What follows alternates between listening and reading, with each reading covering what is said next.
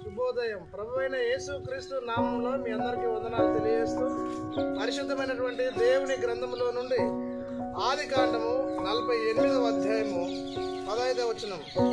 అతడు యోసేపును దీవించి, నా పితరులైన అబ్రాహాము ఇస్సాకులు ఎవరి ఎదుట ఉండిరో ఆ దేవుడు నేను పుట్టినది మొదలుకొని నేటి వరకు ఎవడు నన్ను పోషించునో ఆ దేవుడు, అనగా సమస్తమైన కీడుల నుండి నన్ను తప్పించిన దూత ఈ పిల్లలను ఆశీర్వదించిన గాక. నా పేరును అబ్రహాము ఇస్సాకులను నా పితరుల పేరునకు వారు పెట్టుదురుగాక. భూమి యందు వారు బహుగా విస్తరించుదురుగాక అని చెప్పెను.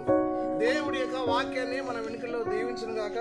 ప్రియమైనటువంటి దేవుని సంగమా, దేవుని కుమారుల, దేవుని కుటుంబమా, యోసేపును దేవుడు దీవించినాడు.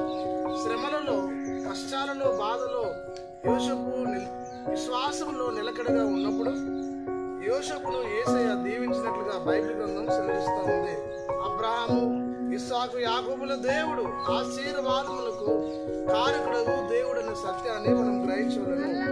నిన్ను పోషించదను అనే వాక్యం సెలవిస్తూ ఉంది. కుటుంబ జీవిత యాత్రలో కుటుంబాన్ని పోషించగలిగినటువంటి శక్తిమంతుడు ప్రభు అయినటువంటి యేసుక్రీస్తు ప్రభువు. ఆది కాండంలో తెలియజేసినట్లుగా మంచి గోధుమ పంటతో నిన్ను పోషించదను లేదా నిన్ను తృప్తిపరచదని వాక్యం సెలవిస్తూ ఉంది.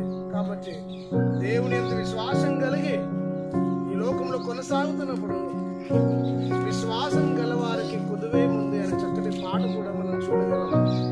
దేవుడు పోషకుడు, దేవుడు సంరక్షకుడు, దేవుడు ఆశీర్వదించే దేవుడై ఉన్నాడు.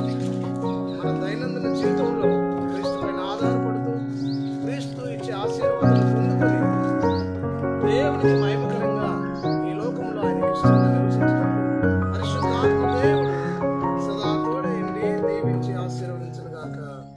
ఆమేన్.